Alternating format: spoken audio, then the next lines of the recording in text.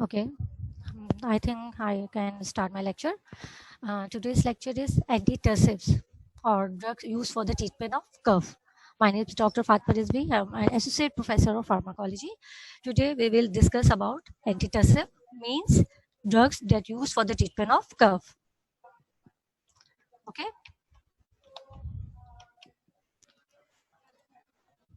Okay. So at today's lecture we discuss what is antitussive and what is difference classification of antitussive means central acting or peripheral acting antitussive, and define or enlist the expectorant, mucolytics, and mucokinetic agents. So first of all, what is antitussive? Antitussive are the drugs that suppress coughing, possibly by reducing the activity of cough center in the brain. Means that either inhibiting the cough center in medulla or either by giving the soothing effect on chemoreceptor or mechanoreceptors of the cough. ठीक है, तो cough is basic what is cough? Cough is a protective reflex, as you all know that cough is a protective reflex and its purpose is to इसका पर्पस क्या होता है कि respiratory secretions और फॉरेन पार्टिकल्स जो भी हमारे लंग्स और अपर रिस्पायरेटरी पैसेजेस में हैं उसको रिमूव करती है। यानी कि रिफ्लेक्स एक रिफ्लेक्स प्रोटेक्टिव मैकेनिज्म है जो हमारे रेस्पिरेटरी सिक्रीशन जो स्पूटम्स है, म्यूकस है और फॉरेन पार्टिकल्स हैं उसको रिमूव करती है लंग से और अपर रेस्पिरेटरी पैसेज से। ठीक है, तो अगर प्रोडक्टिव कफ है, प्रोडक्टिव कफ जो है वो एक प्रोटेक्टिव रिफ्लेक्स मैकेनिज्म के लिए होता है। ठीक है, वो प्रोटेक्टिव कफ है, उसमें स्पूटम है, स्पूटम वैसे ही मैकेनोकेमिकल कीमोरिसेप्टर्स जो लंग्स है अपर रेस्पिरेटरी ट्रैक्ट्स में है उसको स्टिमुलेट करेगी ताकि आपके कफ जो है कफ इंड्यूस हो और स्पूटम को वो बाहर निकाले। तो प्रोटेक्टिव कफ एज अ बोला जाए तो वो एक प्रोटेक्टिव मैकेनिज्म के तौर पे भी एक्ट करेगी। लेकिन जो नॉन प्रोडक्टिव कफ है, जो ड्राई कफ है, वो पेशेंट्स में मोस्टली यूजलेस कफ होती है। ठीक है, मोस्टली इरिटेशंस की वजह से, एलर्जिक रिएक्शंस की वजह से मोस्टली इनिशियली ड्राई कफ होती है। ठीक है, तो उसके लिए मोस्टली ड्राई कफ के लिए और नॉन प्रोडक्टिव कफ के लिए हम एंटीटसिव यूज करते हैं। जैसे अगर पेशेंट्स में ड्राई कफ है और वो हर्निया का पेशेंट्स है, अगर प्रेगनेंसी वगैरह है, तो उन पेशेंट्स में हम मोस्टली यूज करते हैं एंटीटसिव ड्रग्स। ठीक है, अच्छा बेसिक मैकेनिज्म ऑफ एक्शन क्या है कफ का? कि हमारे पास मैकेनो और कीमो रिसेप्टर्स प्रेजेंस होते हैं थ्रोट में, रिस्पायरेटरी पैचेस ट्रैक में और स्ट्रेच रिसेप्टर्स लंग्स में होते हैं। ठीक है, एनी स्टिमुलस कीमो रिसेप्टर्स को आपके स्टिमुलेट करे। ठीक है, कोई भी एक्सटर्नल जो हो कोई भी स्टिमुलाई है वो इन पैसेजेस को कीमो रिसेप्टर्स को स्टिमुलेट कराए या इधर थ्रोट में या रेस्पिरेटरी पैचेस आपके ट्रैक में उसको इंड्यूस करवाए कोई भी स्टिमुलस। तो वहां पे आफ्रन फाइबर्स जो है, आफ्रन फाइबर्स जो है, ठीक है, आफ्रन फाइबर्स वहां से निकलेंगे थ्रू वेगस नर्व। ठीक है, एंड देन वो कफ सेंटर जो मेडुला में उसको स्टिमुलेट करेगा, वहां से efferent fibre through parasympathetics nerves and motor nerve से निकलेंगे और जो लेरेंजियल्स और रेस्पिरेटरी इंटरकॉस्टल मसल्स हैं उसको स्टिमुलेट कराएंगे और प्रोडक्टिव कफ जो है वो प्रोड्यूस हो जाएगी। यानी कि रिसेप्टर स्टिमुलेट होंगे, देन आफ्रन फाइबर्स निकलेंगे वहां से थ्रू वेगस नर्व, देन वो act on cough centre and medulla. ठीक है, उसको स्टिमुलेट करवा के इफ्रेंस फाइबर इन टर्न निकलेंगे थ्रू पैरासिम्पैथेटिक और मोटर नर्व्स के थ्रू, एंड वो इंटरकॉस्टल मसल्स, लेरिंजियस एंड स्पाइटी मसल्स को स्टिमुलेट करवा के कफ को प्रोड्यूस करवा देंगे। ठीक है, ये चीज मैंने यहाँ पे भी बताई हुई है और ये चीज मैंने यहाँ पे भी बताई हुई है। ठीक है, तो कफ का बेसिक मैकेनिज्म हम कहाँ पे ड्रग्स दे सकते हैं जो कफ को इनहिबिट करवाए? आइदर हम लैरिंग्स में यानी कि कीमो रिसेप्टर्स जहाँ पे मौजूद हैं उनको सूदिंग इफेक्ट्स कराने के लिए फेरिंजियल मतलब पेरिफेरल एक्टिंग ड्रग्स दे दें, या तो हम डायरेक्टली जो सेंट्रल एक्टिंग ड्रग्स हैं जो डायरेक्टली मेडुला को जो कफ सेंटर मेडुला में है उसको ब्लॉक करवा दे। ठीक है, तो वो सेंट्रल एक्टिंग है, आइदर पेरिफेरल एक्टिंग है हमारे पास एंटीटसिव ड्रग्स। ठीक है,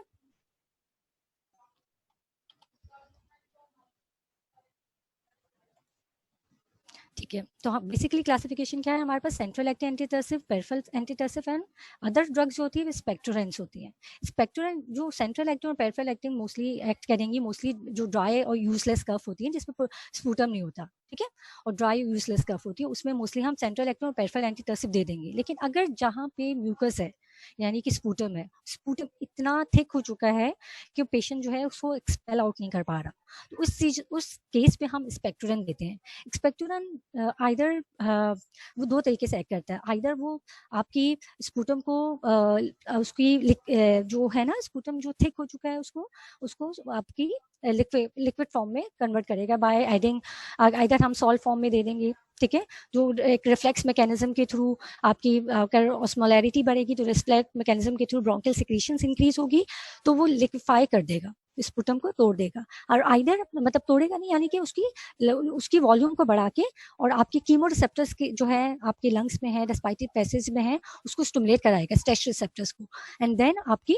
movement of removal of sputum हो जाएगा आसानी से। आइदर हम म्यूकोलाइटिक एजेंट्स देंगे, जो म्यूकोलाइटिक एजेंट्स वो वाली ड्रग्स होती हैं जो म्यूकस को तोड़ती है, ठीक है। म्यूकस में आपको पता है कि म्यूकस में प्रोटीन्स है और आपके पास कार्बोहाइड्रेट्स हैं, तो हम ऐसी ड्रग्स देंगे जो म्यूकोपॉलीसेक्राइड्स जो म्यूकस में है उसको तोड़ दे, ठीक है, यानी कि म्यूकस जो अगर थिक हो चुका है उसकी ब्रेक डाउन कर दे, ठीक है, आइदर म्यूकोपॉलीसेक्राइड्स को तोड़ दे, आइदर म्यूकोप्रोटीन्स को तोड़ दे, ठीक है। तो एक्सपेक्टोरेंट्स मोस्टली म्यूकोकाइनेटिक्स होते हैं, आइदर जो आपकी उसको स्पूटम को मोर लिक्विड फॉर्म में कन्वर्ट करे, ठीक है, यानी कि उसकी सिक्रीशंस को इंक्रीज करे, उसको मोर लिक्विड फॉर्म में कर दे, डाइल्यूट कर दे, ठीक है, ताकि आसानी से हमारे स्ट्रेस रिसेप्टर स्टिमुलेट हो और वो आराम से निकल जाए, ठीक है। आइदर वो म्यूकोलाइटिक एजेंट्स होते हैं जो आपकी म्यूकस को तोड़ते हैं, आइदर वो म्यूकोपॉलीसेक्राइड्स को तोड़ते हैं, आइदर वो म्यूको प्रोटीन्स को तोड़ते हैं, ठीक है, यानी कि विस्कोसिटी को डिक्रीज करते हैं, ठीक है। तो एंटीटर्सिव बेसिकली हमारे पास क्या है, सेंट्रल एक्टिंग और पेरिफेरल एक्टिंग, जो आपकी यूजलेस और जो यूजलेस कफ में मोस्टली यूज होती है, ठीक है, यानी ड्राई कफ में। सेंट्रल एक्टिंग को हमने फर्दर डिवाइड किया है, जो ओपॉइड्स मोस्टली यूज होती है एज अ एंटीटर्सिव, ठीक है। सेंट्रल एक्टिव्स को हमने फर्दर, जो ओपॉइड्स हैं उनको फर्दर हमने डिवाइड किया है, जो जिसमें एडिक्शन इफेक्ट ज्यादा होते हैं और जिसमें एडिक्शन इफेक्ट्स कम होते हैं, ठीक है। और जिसपे एडिक्शन इफेक्ट्स ओपॉइड्स अगर हम लिए जाए तो जो पोटेंट एडिक्टिव इफेक्ट्स रखती हैं और लेस पोटेंट एडिक्टिव इफेक्ट्स रखती हैं, ठीक है। और जो अदर सेंट्रल एक्टिंग में नॉन नार्कोटिक्स आती हैं, नॉन नार्कोटिक्स मींस उसमें नॉन एडिक्टिव इफेक्ट्स है, यानी कि उसमें बिल्कुल भी एडिक्टिव इफेक्ट्स नहीं होते। जो ऑपॉइड्स, कुछ में ऑपॉइड डेरिवेटिव्स होती हैं और कुछ नॉन ऑपॉइड डेरिवेटिव्स होते हैं जो एंटी हिस्टामिन्स होती हैं, ठीक है।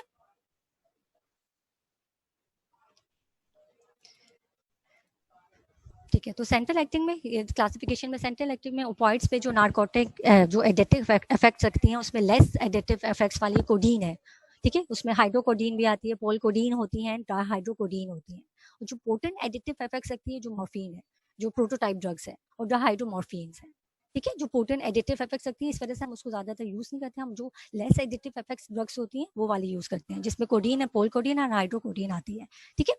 अच्छा, नॉन एडिक्टिव एंटीटर्सिव में हमारे पास आ जाती हैं जो एडिक्शन नहीं करवाती, यानी कि फिजिकल और साइकोलॉजिकल डिपेंडेंसी नहीं करवाती। उसमें ऑपॉइड डेरिवेटिव्स में डेक्स्ट्रोमेथॉर्फिन आती है और नॉस्कपीन आती है, और नॉन ऑपॉइड डेरिवेटिव्स में antihistamine first generation mostly use करते हैं, और बेंजोनेट। बेसिकली बेंजोनेट जो है ना, जो इसमें यहाँ पे जो बेंजोनेट बताई है, बेंजोनेट इसमें बेसिकली बेंजोनेट क्या है कि ये डुअल इफेक्ट रखती है, यानी कि सेंट्रल और पेरिफेरल दोनों इफेक्ट रखती है, ठीक है। सेंट्रल इफेक्ट्स इस तरह रखती है कि आपकी सेंट्रल कफ सेंटर्स को ब्लॉक करवाती है मेडुला में, और पेरिफेरल इफेक्ट्स इस वजह से रखती है कि ये आपके पेरिफेरल जो कीमो रिसेप्टर्स है वहाँ पे सूदिंग इफेक्ट्स लगवा के या लोकल एनेस्थेटिक इफेक्ट्स रखवा के लगा के आपके स्ट्रेस रिसेप्टर्स को या कीमो रिसेप्टर्स की स्टिमुलेशन को इनहिबिट करवाती है, ठीक है। बेंजोनेट का डुअल इफेक्ट्स है, ये नॉन ऑपॉइड डेरिवेटिव्स है सेंट्रल एक्टिंग, और ये सेंट्रल एक्टिंग इफेक्ट्स भी रखती है, पेरिफेरल एक्टिंग इफेक्ट्स भी रखती है, यानी कि पेरिफेरल में ये आपकी जो कीमो रिसेप्टर्स है या स्ट्रेस रिसेप्टर्स है, मैकेनो रिसेप्टर्स है, उसको ये लोकल एनेस्थेटिक यानी कि सोडियम चैनल्स को ब्लॉक करवा के लोकल एनेस्थेटिक इफेक्ट्स करवाता है, और आपकी स्ट्रेस या कीमो रिसेप्टर्स की स्टिमुलेशन को ब्लॉक करवाता है। जो फर्स्ट स्टेप था ना कफ रिफ्लेक्स का, ठीक है, उसको भी ब्लॉक करवा देती है, ठीक है। आइदर ये उसको ब्लॉक करवाएगी और आइदर ये कफ सेंटर को ब्लॉक करा दी, यानी कि डुअल इफेक्ट्स रखता है, ठीक है। इस वजह से आगे मैं पेरिफेरल एक्टिंग में इसकी क्लासिफिकेशन बताऊंगी, ठीक है। ओपॉइड्स मोस्टली कफ सेंटर को, ओपॉइड्स जैसे आपको पता है कि ओपॉइड्स ड्रग जैसे मॉर्फिन है, ठीक है, उसमें मॉर्फिन म्यो कापा रिसेप्टर्स होते हैं उस कफ मेडुला पे, वहां पे उसको ब्लॉक करवा देती है, कफ जो ओपॉइड रिसेप्टर्स है उस पर अफेक्ट करके कफ रिफ्लेक्स को ब्लॉक करवा देती है by acting on cough centre in the medulla. तो opioid drug mostly opioid receptors से बाइंड करके ऑन स्टिमुलेशन कफ सेंटर को ब्लॉक करवा देती है, ठीक है। और नॉन ओपॉइड डेरिवेटिव्स जैसे बेंजोनेट जो हैं, ठीक है, वो मैं बता चुकी हूँ, वो आइदर नमनिंग इफेक्ट रखेगा यानी कि लोकल एनेस्थेटिक इफेक्ट्स रखेगा मोस्टली। ठीक है, अच्छा, फेरेंजियल जो पेरिफेरल एंटीटर्सिव है उसमें डेमोलुसेंस आती हैं, जैसे हमारे का लोजेंजिस है, कफ ड्रॉप है, यानी कि कोई ग्लिसरीन लिकोराइस है, सिरप है, ठीक है, लिंकटस कंटेनिंग सिरप, जो थिक कंटेनिंग जो सिरप होता है ना, जिसमें आपकी थिक सक्रोज भी होता है और थिक उसकी जो कंसिस्टेंसी होती है ना वो थिक होती है, ठीक है, उसमें शुगर होता है। उसके अलावा उसमें जो लिंकटस होती है ना, लिंकटस कंटेनिंग सिरप, उसमें बेसिकली आपके पास मेडिसिन भी होती हैं, यानी कि उसमें आइदर एंटी हिस्टामीन्स होगी फर्स्ट जनरेशन, और आइदर आपकी हाइड्रोकोडीन और कोडीन होगी, या आइदर आपकी स्पेक्टोरेंस होगी। लिंकटस में आपकी सूदिंग इफेक्ट्स के लिए हम लिंकटस एक्ट करेंगे, जो आपकी सूदिंग इफेक्ट्स रखेगा वहां पे आपके थ्रोट पे या मिकोजा पे, ठीक है, तो सूदिंग इफेक्ट्स रखेगा। लेकिन उसके साथ हमारे पास जो है मेडिसिन प्रोडक्ट्स भी होते हैं, सच एज हमारे पास स्पेक्टोरेंस होते हैं, ठीक है, या तो हमारे पास एंटी हिस्टामीन्स होती है, ठीक है, जो सेडेटिव इफेक्ट्स के थ्रू आपकी कफ को डिप्रेस करवाए, ठीक है, जैसे स्टेप्सिल्स वगैरह होती है, लोजेंजीज में जो स्टेप्सिल्स वगैरह आ जाती है। इसके अलावा जो मोस्ट कॉमन पेरिफेरल एंटीटसिव में है स्टीम इनहेलेशन। स्टीम इनहेलेशन जब बोलते हैं कि स्टीम जो है आपकी जो है म्यूकोलाइटिक इफेक्ट्स भी रखता है, ठीक है, मतलब म्यूकोकाइनेटिक इफेक्ट्स, मोस्टली म्यूकोकाइनेटिक इफेक्ट्स रखता है स्टीम इनहेलेशन, ठीक है, ज्यादा म्यूकोलाइटिक इफेक्ट से ज्यादा वो म्यूकोकाइनेटिक इफेक्ट रखता है, यानी कि वो वाटर वेपर्स म्यूकस के साथ एडअप होते हैं, उसको आपको मोर डाइल्यूट करते हैं और उसको पेशेंट्स को वो एक्सपेल करने में आसानी हो जाती है उस थिक म्यूकस को, ठीक है। तो लोकल और फेरेंजियल पेरिफेरल में मैं पहले ही बता चुकी हूँ, सेंट्रल एक्टिंग वाली जो बेंजोनेट थी वो पेरिफेरल एक्टिंग भी आती है, क्योंकि ये आपके लोकल एनेस्थेटिक इफेक्ट्स रखता है स्ट्रेच रिसेप्टर इन लंग्स और ब्रोंकाई में, यानी कि अपर और लोअर रेस्पिरेटरी ट्रैक्ट में जो भी स्ट्रेच और रिसेप्टर्स होंगे उनको ये ब्लॉक करवा सकती है, ठीक है। और इवन अगर हमारे पास सीए कार्सिनोमा का सीए ब्रोंकस का है, ठीक है, कार्सिनोमा ऑफ ब्रोंकस है, ठीक है, तो उसमें जो है अगर बेंजोनेट भी काम नहीं कर पा रही होती है तो उसमें हम इवन सीवियर केसेस में आपने जाइलोकेन से भी, जाइलोकेन को नेबुलाइजर के थ्रू भी उन पेशेंट्स को सूदिंग इफेक्ट्स के लिए या पेरिफेरल एंटीटसिव इफेक्ट्स के लिए हम दे सकते हैं, यानी कि वो कीमो रिसेप्टर्स अगर कार्सिनोमा ऑफ ब्रोंकस की वजह से वो स्ट्रेच हो रहे हैं, वो रिसेप्टर स्टिमुलेट हो रहे हैं, तो वो लोकल एनेस्थेटिक इफेक्ट्स रखेगा उन रिसेप्टर्स पे, ठीक है। इसके apart from peripheral and central antitussive हमारे पास स्पेक्टोरेंस भी होते हैं। मैं पहले ही बता चुकी हूँ, expectorant divided into either mucokinetic और mucolytic agents. Mucokinetic agents are those जो आपकी ब्रोंकल सिक्रीशंस को स्टिमुलेट करवाएगी, ठीक है, और आपकी जो म्यूकस जो स्पूटम है उसको मोर लिक्विफाई फॉर्म में ले आएगी, यानी अगर उसका वॉल्यूम ज्यादा होगा तो स्ट्रेच रिसेप्टर में ज्यादा आपके। इसके अलावा सिलियरी एपिथेलियम भी जो है कुछ ये वाली म्यूकोकाइनेटिक एजेंट जो है सिलियरी एपी जो लाइनिंग है उसकी भी सिलियरी मसल जो है, सिलियरी जो एक्शंस हैं उसकी भी जो है उसकी भी एक्टिविटी बढ़ाती है, यानी कि म्यूकस की सिक्रीशंस की भी इंक्रीज करवाती है, यानी कि स्पूटम को मोर डाइल्यूट करती है। इसके अलावा सिलियरी जो सीलिया होते हैं ना उसकी एक्टिविटी को बढ़ाती है ताकि म्यूकस जो है वो बाहर निकल जाए, ठीक है, उसके जो बैकवर्ड जो है ना, यानी कि लंग से थ्रू नोज की तरफ जा रहा है, वो सिलियरी एक्शंस है वो भी इंक्रीज करवाते हैं। म्यूकोलाइटिक एजेंट्स होते हैं वो मैं बता चुकी हूँ कि म्यूकस को तोड़ता है, आइदर वो म्यूकोपॉलीसेक्राइड्स को तोड़ता है या म्यूकोप्रोटीन्स को तोड़ता है, ठीक है। मैं आगे बताती हूँ कि कौन सी ड्रग जो है म्यूकोपॉलीसेक्राइड को तोड़ेगी और कौन सी ड्रग्स हैं जो म्यूकोपॉलीसेक्राइड को तोड़ेगी, ठीक है। एडजुवेंट एंटीटसिव अगर फॉर एग्जांपल हमारे पास एस्थमा के पेशेंट्स हैं, सीओपीडी के पेशेंट्स हैं, सीओपीडी में मोस्टली क्रॉनिक ब्रोंकाइटिस है, उसमें स्पूटम्स का ज्यादा स्पूटम ज्यादा होता है तो उस वजह से उसमें ज्यादातर स्पेक्ट्रोरम यूज करते हैं। लेकिन अगर अगर उसको एस्थमा है, ठीक है, एडजुवेंट थेरेपी में हमने ब्रोंकोडायलेटर्स उसमें भी यूज करेंगे, सीओपीडी में भी, ठीक है, हमने स्पेक्ट्रोरम यूज करेंगे और इसके साथ एडजुवेंट थेरेपी में हम ब्रोंकोडायलेटर्स भी यूज करेंगे। एस्थमा में मोस्टली फर्स्ट चॉइस हमारे पास सेंट्रल एक्टिंग या पेरिफेरल एक्टिंग एंटीटसिव नहीं होती, हमारे पास अगर ब्रोंकोडायलेटर्स है तो फर्स्ट चॉइस उसमें ब्रोंकोडायलेटर्स ही है एस्थमा में, ठीक है, क्योंकि उसमें अस्थमा में मेजर मैकेनिज्म ऑफ एक्शन क्या है, पैथोजेनेसिस का मैकेनिज्म क्या है कि वहाँ पे आपके एलर्जिक रिएक्शंस है और स्टमीन्स है वगैरह, एलर्जिक रिएक्शंस की वजह से हमारे पास मसल्स की ब्रोंकोस्पाज्म हो चुकी है, ठीक है। उसमें कोई नहीं है कि स्ट्रेच रिसेप्टर स्टिमुलेट हो रहा है या हमारे पास सेंट्रल वो उसकी वजह से आपकी कफ हो रही है, सेंट्रल स्ट्रेच रिसेप्टर स्टिमुलेशन की वजह से इंटर्न कफ सेंटर स्टिमुलेट हो रहा है, वहाँ पे ब्रोंकोस्पाज्म हो चुकी है। तो ब्रोंकोस्पाज्म को हमने बाय गिविंग ब्रोंकोडायलेटर्स नलिफाई करवाना है, ठीक है। तो एंटीटसिव मोस्टली यूज होती हैं जो सेंट्रल एक्टिंग है या पेरिफेरल एक्टिंग है, वो ड्राई अनप्रोडक्टिव कफ में, जो यूजलेस कफ होती है, जो पेशेंट्स को मोस्टली टायर कर दे, ठीक है, थका दे, ठीक है, जो स्लीप को भी डिस्टर्ब करे, उन पेशेंट्स में हम दे सकते हैं। इवन अस्थमा में भी हम एडजुवेंट थेरेपी के थ्रू के तौर पे भी दे सकते हैं इन पेशेंट्स को। अगर पेशेंट्स को हर्निया है, पाइल्स है और कोई एब्डोमिनल सर्जरी है, तो अनड्यू स्ट्रेस हमने कफ को वो बढ़ा सकता है। हर्निया के पेशेंट्स को हर्निया का साइज भी बढ़ सकता है, पाइल्स में भी पेशेंट्स को डिस्टर्ब कर सकता है। इसके अलावा एब्डोमिनल सर्जरी में एब्डोमिनल प्रेशर बढ़ेगा, क्योंकि इंटरकॉस्टल मसल्स आपकी कॉन्ट्रैक्ट हो रहे हैं ना, क्योंकि ईफ्रंट फाइबर्स इन टर्न टू जब कफ सेंटर स्टिमुलेट होता है तो वो पेशेंट्स को डिस्टर्ब करवा सकता है अगर एब्डोमिनल सर्जरी हो रही है, ठीक है। ठीक है, सबसे पहले हम सेंट्रल एक्टिंग को लेके चलेंगे। सेंट्रल एक्टिंग में नार्कोटिक एंटीटसिव है जिसमें कोडीन है, ठीक है। कोडीन जो है वो मिथाइल मॉर्फिन है, यानी मॉर्फिन जो प्रोटोटाइप ड्रग है उसमें मिथाइल ग्रुप ऐड कर दिया जाए तो वो कोडीन बन जाता है, मिथाइल मॉर्फिन बन जाता है, ठीक है।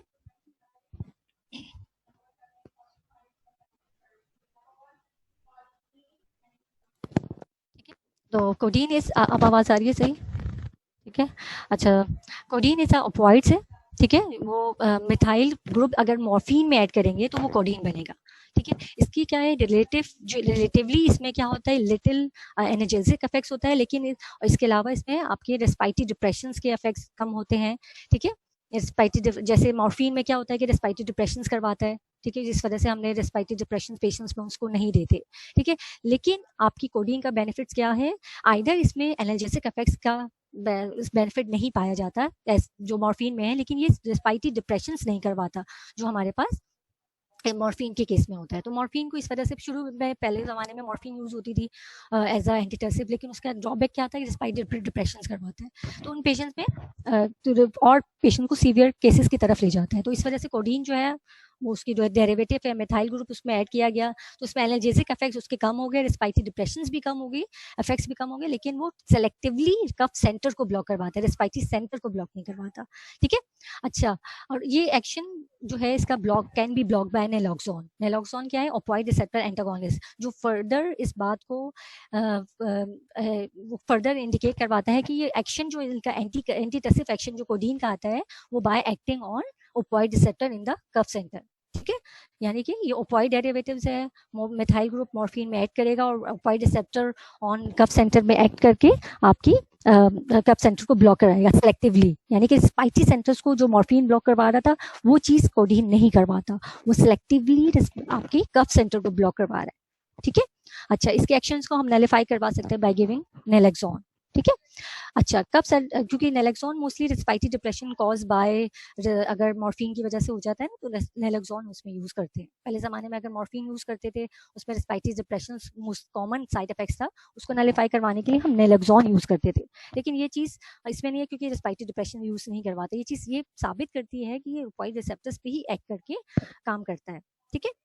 अच्छा, इसका जो इतना लिमिटेड एनाल्जेसिक इफेक्ट्स है, यानी कि सब अगर मैंने डोज को अगर लोअर डोज में ये एंटीटसिव इफेक्ट रखेगा, लेकिन हमने डोज बढ़ा के देंगे तो एनाल्जेसिक इफेक्ट्स भी रखेगा, ठीक है। अच्छा, इसमें लिमिटेड आपकी लिटिल एडिक्टिव एफिकेसी भी, मतलब इफेक्ट्स भी इसमें मिल सकते हैं, यानी कि फिजिकल और साइकोलॉजिकल डिपेंडेंसी भी इसमें मिल सकती है। लेकिन अगर क्रॉनिक और यूज हो रहा, लोअर अगर हायर डोजेस पे क्रॉनिक यूज हो रहा हो तो उन पेशेंट में मिलती है, ठीक है, लेकिन लो होती है, ठीक है। अच्छा, मोस्टली इसका साइड इफेक्ट्स वही मॉर्फिन की तरह का है, यानी कि कॉन्स्टिपेशन करवा सकता है। रेस्पिरेटरी डिप्रेशन जो है वो एज कम्पेयर टू मॉर्फिन ये कम करवाता है, ठीक है। ड्राइविंग में भी इम्पेयर हो सकती है क्योंकि ड्रोजिनेस करवाता है, ठीक है। इचिंग एंड वर्टाइगो भी करवा सकता है, ठीक है। और ये मोस्टली बोला जाता है कि स्टिमीन्स की रिलीज को ये इंक्रीज करवाता है, ठीक है। मास्ट सेल से स्टिम्यूल्स की रिलीज को बढ़ाता है, तो इचिंग और वर्टाइगो और इवन ब्रोंकोस्पाज्म भी करवा सकता है, ठीक है। तो उन पेशेंट्स में जिसमें एस्थमाटिक पेशेंट्स हैं, ठीक है, उसमें ये आपके ब्रोंकोस्पाज्म को इंक्रीज करवा सकता है, तो इन पेशेंट्स में हम नहीं देंगे, ठीक है। सम एक्सटेंड ये रेस्पिरेटरी डिप्रेशन भी करवा सकता है कोडीन, ठीक है। कोडीन सम एक्सटेंड करवा सकता है एज कम्पेयर टू मॉर्फिन, तो हम सेफ साइड रह के जिसमें रेस्पिरेटरी रिजर्व कम है, ठीक है, जिसमें फोर्स एक्सपाइटिव वॉल्यूम और एक्सपाइट और फोर वॉल्यूम कैपेसिटी उसकी कम है, वाइटल कैपेसिटी कम है, तो उन पेशेंट्स में रिजर्व कम है, तो हम उन पेशेंट्स में नहीं देंगे, ठीक है, एज ए सेफ साइड, ठीक है। अच्छा, बायो अवेलेबिलिटी, क्योंकि मिथाइल ग्रुप मॉर्फिन में ऐड होने के बाद oral bioavailability as compared to morphine इसकी बेटर होती है, 50% बायो अवेलेबिलिटी होती है। Peak half life, peak plasma level इसका 1 आवर में अचीव हो जाता है और 3 to 4 आवर्स में इसका प्लाज्मा हाफ लाइफ है। ठीक है, इसका ड्यूरेशन ऑफ एक्शन जो होता है वो मोस्टली 6 आवर्स तक रहता है, क्योंकि सेंट्रल एक्टिंग है। ठीक है, अगर सेंट्रल एक्टिंग जो रहता है ना, उसका बेशक इसकी हाफ लाइफ 3 to 4 आवर्स है, लेकिन इसकी जो ड्यूरेशन ऑफ एक्शन है, जहां तक ये कितने देर तक कफ को सप्रेस करता है, वो 6 आवर्स तक है। ठीक है, क्योंकि सेंट्रल एक्टिंग है। अच्छा, पोलकोडीन जो है वो डेरिवेटिव है कोडीन की, ये भी सेंट्रल एक्टिंग है, ये भी सप्रेस करेगा कफ सेंटर इन मेडुला को। इसमें भी एनाल्जेसिक इफेक्ट्स नहीं होते, मतलब लिटिल होते हैं। इसके अलावा इसमें एडिटिव इफेक्ट्स भी कम होते हैं। ठीक है। अच्छा, इसकी efficacy as compared to codeine similar होती है। अगर हम दोनों को कंपेयर करेंगे ना, तो सिमिलर एंटीटसिव इफेक्ट्स होते हैं। ठीक है, कोडीन को अगर मॉर्फिन से कंपेयर करेंगे तो मॉर्फिन के मुकाबले में कोडीन के एंटीटसिव इफेक्ट ज्यादा होंगे।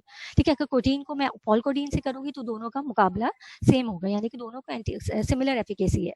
ठीक है, ये लॉन्गर, लेकिन क्या इसका मेजर जो उसको सुपीरियर करता है कोडीन से, क्या है कि ये लॉन्गर एक्टिंग है। ठीक है, कोडीन कह रहा था 6 आवर्स तक रिलीफ कर रहा था, ये जो है 12 आवर्स तक रिलीफ करेगा। तो इस वजह से वंस एंड ट्वाइस डेली हम इसे देंगे। ठीक है, मोस्टली ये रेस्पिरेटरी डिप्रेशन बिल्कुल नहीं करता। ठीक है, सम एक्सटेंट कोडीन करता है, लेकिन ये नहीं करता।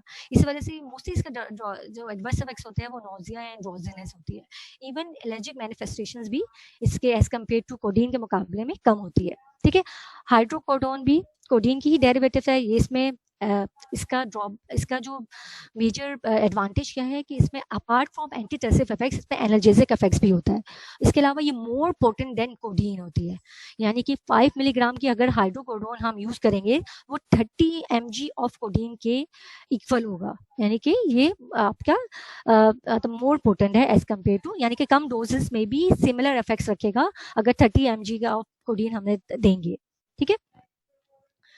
अच्छा, डेक्स्ट्रोमेथॉर्फिन, डेक्स्ट्रोमेथॉर्फिन के बारे में बोला जाता है कि आइदर ये डेरिवेटिव्स ऑफ ऑपोइड्स ही हैं, ये डेरिवेटिव्स ऑफ लिवोरफेनॉल है जो ऑपोइड्स ही हैं, लेकिन ये नॉन ऑपोइड्स में आता है, क्योंकि अगर इसका जो सेंट्रल एक्टिंग है, बेशक ये भी सेंट्रल एक्टिंग है, ये भी सेंट्रली कफ सेंटर और इन कफ सेंटर जो मेडुला में है उसको ब्लॉक करेगा।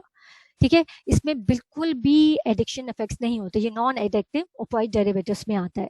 ठीक है, इसमें कॉन्स्टिपेशन के चांसेस भी नहीं होते, सीएनएस डिप्रेशन या ड्रोजीनेस के भी chances as compared to codeine के मुकाबले में बहुत कम होते हैं, यानी कि होते ही नहीं है। ठीक है, लेकिन एक और बात क्या है कि ये बेशक सेंट्रल एक्टिंग है, सेंट्रल में कफ सेंटर्स को ब्लॉक करवाएगा, ये डेरिवेटिव ऑफ ऑपोइड्स है, यानी कि डी आइसोमर्स ऑफ लिवोरफेनॉल है ना ये।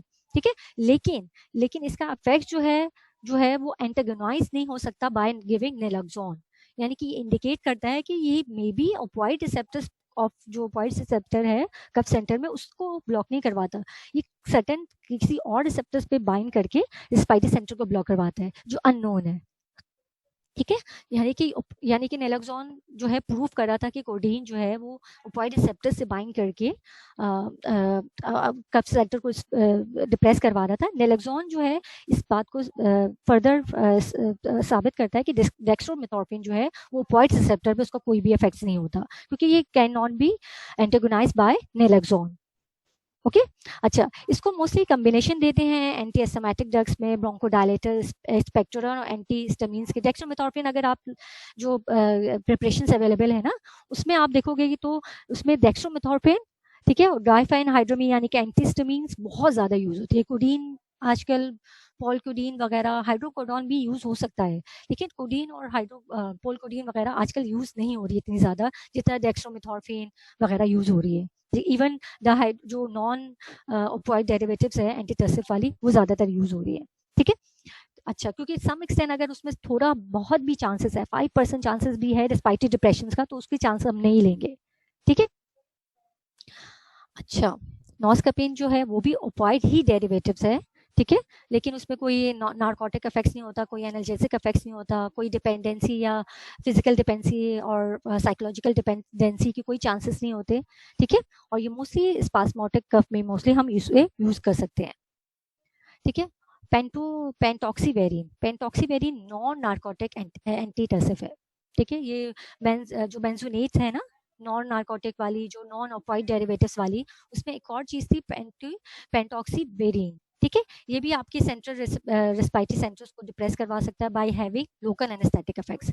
अपार्ट फ्रॉम दैट पेंटॉक्सीवेरिन जो है मस्करैनिक यानी एंटीकोलिनर्जिक इफेक्ट्स भी रखता है, यानी कि एंटी मस्करैनिक इफेक्ट्स भी रखता है, तो इसके atropine like side effects mostly इससे इन पेशेंट्स में मिल सकती है।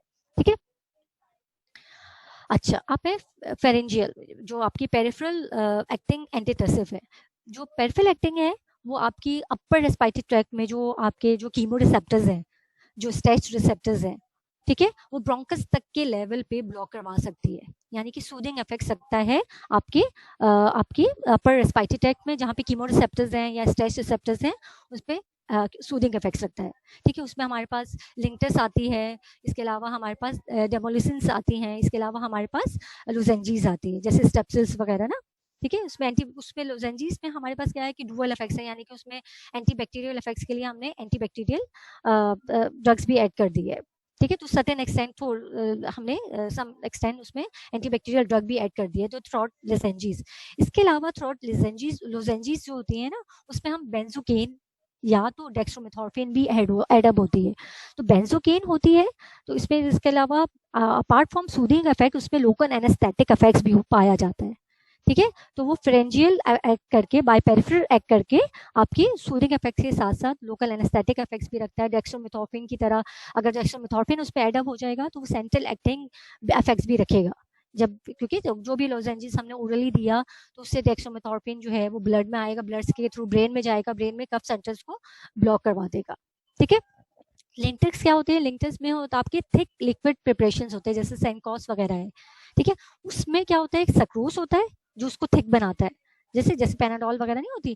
ठीक है, इसको थिक क्यूब कौन बनाता है, सक्रोस होता है। लिंक्टस जो होता है उसमें लिक्विड प्रिपरेशंस होती है, सूदिंग इफेक्ट्स में उसमें हमने डाल दिया होता है डेमोलिसिल सी मोस्टली उसमें एडअप होती है।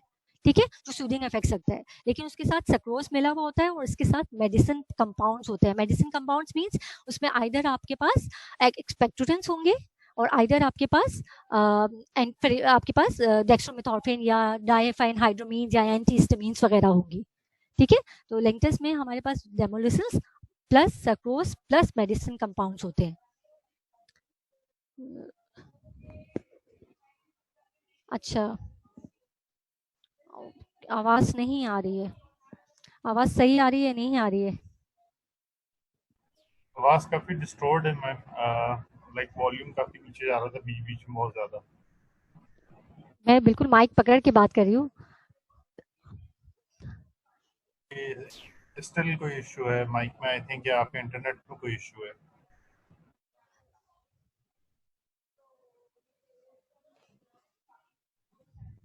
ओके, आप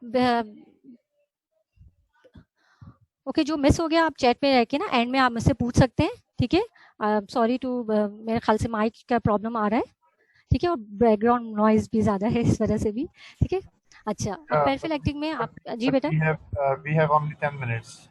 ओनली 10 मिनट्स, अच्छा अच्छा। इसके अलावा सेंट्रल एक्टिंग और पेरिफेरल एक्टिंग बोथ में आपकी बेंजोनेट्स आ जाती है जो डिप्रेस करती है, जो मैं पहले ही बता चुकी हूँ। सेंट्रल और पेरिफेरल एक्टिंग दोनों इफेक्ट करेगा। एंटीहिस्टामिन्स में हम फर्स्ट जनरेशन एंटीहिस्टामिन्स रखते हैं कि वो इफेक्ट किस तरह करेगा, आइदर सेडेटिव इफेक्ट्स की वजह से मोस्टली या एंटीकोलिनर्जिक इफेक्ट्स की वजह से कफ्स को सप्रेस करेगा। ठीक है, लेकिन इसी वजह से क्योंकि सेकेंड जनरेशन जो है वो ब्लड ब्रेन बैरियर को क्रॉस नहीं करती, तो इसमें कोई सेडेटिव इफेक्ट्स नहीं होता, इस वजह से हम सिर्फ और सिर्फ फर्स्ट जनरेशन एंटीटसिव यूज करेंगे। अगर बीसीक्यूज में आ जाए, ठीक है, कि कौन सी ड्रग्स यूज करती है, इसमें डाइफेनहाइड्रामीन है या प्रोमिथाजीन है।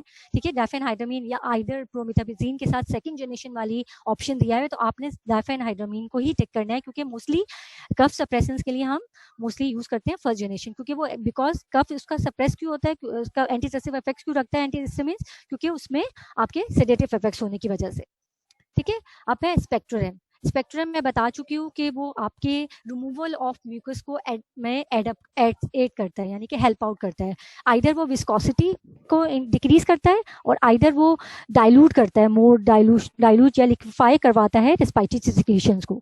ठीक है, आइदर वो हाइड्रेशन इफेक्ट्स के थ्रू करवा देगा, यानी कि हाइड्रेशन में यानी कि उसको मोर लिक्विफाई फॉर्म में ले आएगा। ठीक है, जिसकी वजह से अगर बहुत ही थिक फॉर्म में है उसको लिक्विफाई फॉर्म में ले आएगा, और या आइदर वो म्यूकोलाइटिक ट्रीटमेंट के तौर पे, यानी कि उसको म्यूकोस प्रोटीन है या म्यूको पॉलीसेक्राइड से उसको तोड़ के म्यूकस को तोड़ देगा, तो इसकी वजह से आसानी से हमारा म्यूकस जो है वो बाहर निकल आएगा।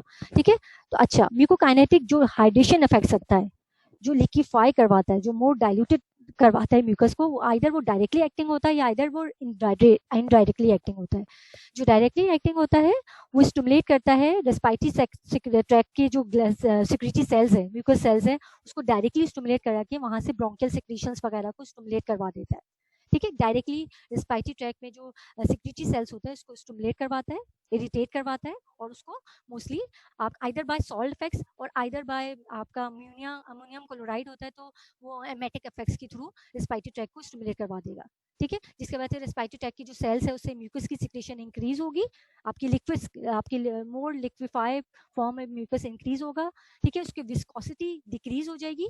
ठीक है, मोर लिक्विफाई फॉर्म में आ जाएगा, तो आराम से जो म्यूकस सिलिया है उसको बाहर निकाल देगा। ठीक है, और इनडायरेक्टली रिफ्लेक्स एक्टिंग होता है, वो किस तरह करवाता है इनडायरेक्टली, मोस्टली इरिटेट करवाता है गैस्ट्रिक म्यूकोजा में, वो गैस्ट्रिक म्यूकोजा को इरिटेट करवा के इन रिफ्लेक्सली वो रेस्पिरेटरी ट्रैक के सिक्रेशन को इंक्रीज करवा देता है, और जिसकी वजह से विस्कोसिटी ऑफ स्पूटम डिक्रीज हो जाती है। ठीक है, जो ड्रग ब्रोंकियल सिक्रीशन को स्टिमुलेट करवा के म्यूकोकाइनेटिक इफेक्ट्स रखवाए, जो डाइल्यूट करवाए, उसमें अमोनियम क्लोराइड होती है, पोटेशियम आयोडाइड होती है। ठीक है, और एपिकैक सिरप्स वगैरह होती है। और म्यूकोलाइटिक एजेंट्स में मोस्टली दो में डिवाइड किया है। ठीक है, म्यूकोलाइटिक एजेंट्स जो डायरेक्टली म्यूकस को तोड़े, यानी कि आइदर वो म्यूकोपॉलीसेक्राइड्स को तोड़े या म्यूकोप्रोटीन को तोड़े, जिसमें N acetylcysteine and carbocisteine mostly use होती है। और इसमें जो म्यूकोकाइनेटिक लास्ट में जो दिया हुआ है ना, ब्रोमैक्सिन एमरोक्सोल, ठीक है, ब्रोमैक्सिन और एमरोक्सोल का डुअल इफेक्ट्स होता है, यानी कि म्यूकोलाइटिक एंड म्यूकोकाइनेटिक दोनों इफेक्ट्स होता है। यानी कि ये जो है मोस्टली ब्रोमैक्सिन जो है ना, जो इनडायरेक्टली इफेक्ट्स नहीं था, जो आपकी गैस्ट्रिक म्यूकोजा की सिक्रीशन को इंड्यूस करवा के ब्रोंकियल सिक्रीशंस को इंड्यूस करवाता है, वो ब्रोमैक्सिन होता है। अपार्ट फ्रॉम दैट जो है ये म्यूकोलाइटिक इफेक्ट्स भी सर्टेन एक्सटेंड रखता है ब्रोमैक्सिन, यानी कि ये म्यूकोपॉलीसेक्राइड्स को भी तोड़ता है। ठीक है, तो इसका डुअल इफेक्ट्स है, ये लिक्विफाई भी करवाता है, म्यूकोकाइनेटिक इफेक्ट्स भी रखता है, इसके अलावा म्यूकोलाइटिक इफेक्ट्स भी रखता है। ठीक है, स्पेक्टोरेंट्स जो मोस्टली म्यूकोकाइनेटिक्स को ही स्पेक्टोरेंट्स मोस्टली बहुत सी बुक्स में लिखा हुआ है, लेकिन बहुत सी बुक्स में स्पेक्टोरल को फर्दर डिवाइड किया म्यूकोकाइनेटिक्स एंड म्यूकोलाइटिक्स में। ठीक है, तो म्यूकोकाइनेटिक्स वाले जो है वो आइदर सॉल्ट फॉर्म में होते हैं, यानी सोडियम और पोटेशियम सिट्रेट होगा या एसीटेट होगा, जो सॉल्ट एक्शन के थ्रू, यानी कि ऑस्मोलैरिटी बढ़ाएगा ब्रोंकियल ग्लैंड्स की, वहाँ पे सॉल्ट एक्शन के थ्रू आपकी ल्यूमन में जो है सिक्रीशंस आपकी मतलब वाटर की ड्रैग आउट हो जाएगा ल्यूमन में। ठीक है, तो आपका जो स्पुटम होगा वो मोर लेस स्टिकी और मोर लेस उसकी विस्कोसिटी जो है वो डिक्रीज हो जाएगी। ठीक है, मोस्टली एक्यूट ब्रोंकाइटिस में, मोस्टली सीओपीडी का एक्यूट ब्रोंकाइटिस है, क्रॉनिक ब्रोंकाइटिस इसमें थिक म्यूकस होता है, उन पेशेंट्स में हम इसे यूज कर सकते हैं। ठीक है, अच्छा, और मैंने बताया था कि म्यूकोकाइनेटिक आइदर नॉजिएटिंग एक्सपेक्टोरेंट्स के तौर पे भी यूज हो सकता है, यानी कि आपकी सेंसरी नर्व एंडिंग स्टमक को उसको स्टिमुलेट कराएगा अमोनियम क्लोराइड, जैसे अमोनियम क्लोराइड है, वो अमोनियम जो है वो एपिकैक भी इसी तरह मोस्टली अफेक्ट सकता है, वो सेंसरी जो नर्व एंडिंग होती है स्टमक में उसको स्टिमुलेट करवा के रिफ्लेक्स मैकेनिज्म के थ्रू वो सिक्रीशंस को, ब्रोंकियल सिक्रीशंस को इंक्रीज करवाता है। ठीक है, अच्छा, सोडियम सिट्रेट और एसीटेट जो है वो bronchial secretion bye salt action करवाता है। ठीक है, पोटेशियम आयोडाइड जो है वो डायरेक्टली सिक्रीट होता है आपकी ब्रोंकियल ग्लैंड्स में, और वो भी सॉल्ट एक्शन के ही थ्रू मोस्टली सिक्रीशंस को इंक्रीज करवाता है। लेकिन मेजर ड्रॉबैक पोटेशियम आयोडाइड का क्या होता है, क्योंकि पोटेशियम आयोडाइड एज अ हम हाइपोथायराइडिज्म में भी यूज करते हैं ना, तो इस वजह से अगर हमें हायर डोज देंगे तो उन पेशेंट्स में ये ग्वाइटर और हाइपोथायराइडिज्म भी करवा सकता है, क्योंकि ये आपकी आयोडाइड अपटेक, आयोडीन की अपटेक जो है थोराइड ग्लैंड से डिक्रीज करवा सकता है। ठीक है, इस पेशेंट्स में हम मोस्टली अगर हाइपोथायराइडिज्म का पेशेंट है, ग्वाइटर है, तो उस पर पोटेशियम आयोडाइड नहीं देंगे। इसके अलावा ठीक है, ये इरिटेट करवाता है डायरेक्टली ब्रोंकियल म्यूकोजा को, अगर ब्रोंकियल म्यूकोजा या इन्फ्लेम है या ब्रोंकाइटिस है, उन पेशेंट्स में भी पोटेशियम आयोडाइड नहीं देंगे हम लोग। ठीक है, उसमें या तो हम लोग ग्वाइकॉल दे देंगे, टोलो बाल्सम दे देंगे, या विजाका सिरप दे देंगे। ठीक है, विजाका सिरप की एक और जो है डेरिवेटिव है जो मैं आगे बताती हूँ। ठीक है, वाफेनिसिन जो है ये भी मोस्टली इसका भी डुअल इफेक्ट्स है, ये सिलेरी मसल्स मूवमेंट्स को भी इंक्रीज करवाता है। ठीक है, बेसिकली ये बेसिक क्लासिफिकेशन में म्यूकोकाइनेटिक्स में ही आता है। ठीक है, लेकिन ये सिलेरी मूवमेंट्स को भी इंक्रीज करता है और इसके अलावा लिक्विफाई भी करवाता है और विस्कोसिटी को भी डिक्रीज कराता है by increasing the bronchial secretions. अच्छा, म्यूकोलाइटिक्स में हमारे पास मोस्टली जो आता है आइदर हम इसको इनहेलेशन फॉर्म में देते हैं, ओरल फॉर्म में देते हैं। ठीक है, इनहेलेशन फॉर्म में हम मोस्टली एसिटाइलसिस्टीन देते हैं। ठीक है, अच्छा, ब्रोंकोलाइटिक्स किस तरह करवाते हैं कि विस्कोसिटी को डिक्रीज करवाता है। विस्कोसिटी डिक्रीज कराएगा। अगर ब्रोमैक्सिन देंगे तो ये विस्कोसिटी किस तरह डिक्रीज करवाएगा, आपकी म्यूकोपॉलीसेक्राइड्स को तोड़ के। आइदर ये डीपॉलीमराइज आइदर डायरेक्टली करेगा ब्रोमैक्सिन और आइदर बाय लाइसोसोमल एंजाइम्स को रिलीज करवाएगा और वो उसके थ्रू म्यूकोपॉलीसेक्राइड्स को तोड़ेगा। तो जिसमें थिक सिक्रीशंस होती है, जिसमें थिक स्पूटम रिस्पाइटी सिक्रीशन होती है ब्रोंकिएक्टेसिस में या पोस्ट ट्रॉमेटिक पल्मोनरी कॉम्प्लिकेशंस है, क्रॉनिक साइनोसाइटिस है, तो उन पेशेंट्स में ब्रोमैक्सिन दे सकते हैं हम आराम से। ठीक है, अच्छा, म्यूकोलाइटिक्स को आइदर या तो ओरल फॉर्म में देंगे या इनहेलेशन फॉर्म में। हम इनहेल फॉर्म में जैसे हम जो ब्रोंकोडायलिटिस देते हैं इस तरह हम ब्रोमैक्सिन भी दे सकते हैं। ठीक है, अगर क्रॉनिक ब्रोंकाइटिस या ब्रोंकिएक्टेसिस है, पेशेंट्स को थिक म्यूकस है, तो उन पेशेंट्स में हम ब्रोंकोडायलिटिस के साथ इन म्यूकोलाइटिक्स एजेंट्स को दे सकते हैं। ठीक है, ब्रोमैक्सिन जो है विजाका सिरप, जो विजाका जो है जो एक अल्कोलाइट है, एक प्लांट है, उसकी डेरिवेटिव है। विजाका क्या था, जो म्यूकोकाइनेटिक एजेंट था, म्यूकोकाइनेटिक एजेंट था। ठीक है, तो इसका इसी वजह से इसका डुअल इफेक्ट्स है, यानी कि म्यूकोलाइटिक एजेंट्स भी होता है, म्यूकोकाइनेटिक एजेंट्स भी होता है। ठीक है, म्यूकोकाइनेटिक एजेंट्स किस तरह होता है कि ये डायरेक्टली ब्रोंकल सिक्रीशंस को इंक्रीज करवा देता है और इसके अलावा सिलियरी एपिथेलियम की सिक्रीशंस को भी, सिलियरी एपिथेलियम के इफेक्ट्स को भी इंक्रीज करवा सकता है। ठीक है, एनेसिटाइलसिस्टीन, एनेसिटाइलसिस्टीन मोस्टली उसमें फ्री सल्फाहाइड्रल ग्रुप होता है जो डाइसल्फाइड बॉन्ड प्रोटीन्स को में तोड़ देता है। जो म्यूकस में प्रोटीन होती है ना, उसमें डाइसल्फाइड बॉन्ड होता है, उसको तोड़ देता है। ठीक है, यानी कि उसमें सल्फाइड्रल ग्रुप होता है फ्री, जो डाइसल्फाइड बॉन्ड जो प्रोटीन में म्यूकस में होता है उसको तोड़ देता है। ठीक है, अच्छा, अपार्ट फ्रॉम दैट ये कि सिस्टिक फाइब्रोसिस या जिसमें थिक म्यूकस सिक्रीशंस होती हैं उन पेशेंट्स में यूज कर सकते हैं। इसके अलावा ये एनेसिटाइलसिस्टीन यूज फॉर द टॉक्सिसिटी या पॉइजनिंग ऑफ एसिटामाइनोफेन। इसके अलावा एंटी ये अगर कंट्रास्ट इंड्यूस नेफ्रोपैथी में भी इसे आराम से हम यूज कर सकते हैं। ठीक है, क्योंकि नेफ्रोप्रोटेक्टिव इफेक्ट सकता है।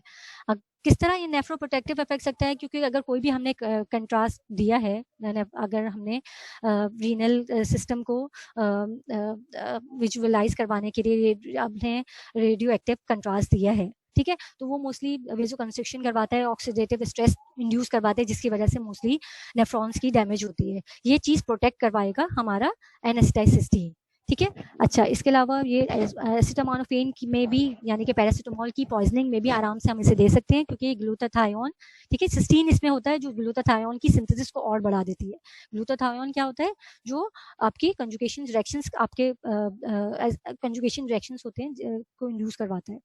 ठीक है, यानी कि आपकी कंजुगेशन फेज 2 रिएक्शंस के थ्रू ही मेटाबोलाइज होता है ना, ग्लूटाथायोन ही कंजुगेशन के थ्रू ही मेटाबोलाइज होता है ना एसिटामाइनोफेन, क्योंकि उसकी डिप्लीशन ही की वजह से एसिटामाइनोफेन की पॉइजनिंग होती है। अगर हमने एनेसिटाइलसिस्टीन दे दिया तो ग्लूटाथायोन सबस्ट्रेट्स और बढ़ेगा और आपकी कंजुगेशन ऑफ एसिटामाइनोफेन बढ़ जाएगी। ठीक है, म्यूकोलाइसिस इफेक्ट्स की वजह से हम ब्रोंकियोस्टेसिस, ब्रोंकिएक्टेसिस और हमारे क्रॉनिक ब्रोंकाइटिस, एक्यूट ब्रोंकाइटिस जिसमें सिक्रीशन ज्यादा थिक है उसमें दे सकते हैं। इसके अलावा ये म्यूकस को, विस्कोसिटी को डिक्रीज कर रही है, तो हम एच पाइलोरी इन्फेक्शंस में भी इस इफेक्ट्स को बेनिफिट्स को उसमें भी हम यूज कर सकते हैं, क्योंकि म्यूकस सिक्रीशन स्टमक में भी डिक्रीज कराते हैं, उसकी विस्कोसिटी को डिक्रीज करवाता है, जिसकी वजह से अगर जो भी हम एच पाइलोरी की सिक्रीशंस मेडिकेशन दी हुई है उसकी डिलीवरी को इंड्यूस करवा सकता है। ठीक है, कार्बोसिस्टीन का जी 10 minutes are over. We have to end the session. अच्छा, कार्बोसिस्टीन का भी मैकेनिज्म ऑफ एक्शन सेम होता है एनेसिटाइलसिस्टीन ही की तरह मोर और लेस, क्योंकि ये डेरिवेटिव